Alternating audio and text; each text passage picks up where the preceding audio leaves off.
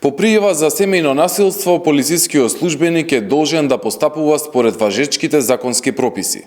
да излезе на местото на настанот, да ја обезбеди сопствената и безбедноста на другите службени лица, да ја осигура безбедноста на жртвата и членовите на семејството, да ги оневозможи сите форми на физички контакт и вербална комуникација меѓу жртвата и сторителот,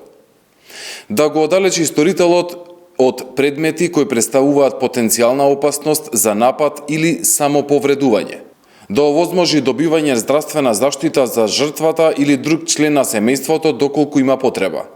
да ја информира жртвата за нејзините права и достапните услуги на поддршка на локално ниво, да го обезбеди местото на настанот и да ги обезбеди доказите,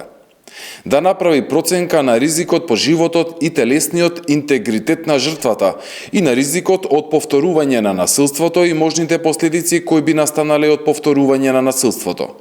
да изготви полициски извештај најдосна во рок од 12 часа од интервенцијата, да го одземе привременото оружје доколку лицето поседува оружје,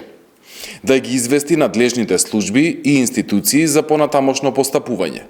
Да резимираме. Борбата со семејното насилство опфаќа 3 сегмента: спречување на семејното насилство, помош и поддршка на жртвите и ефикасно гонење на сторителите.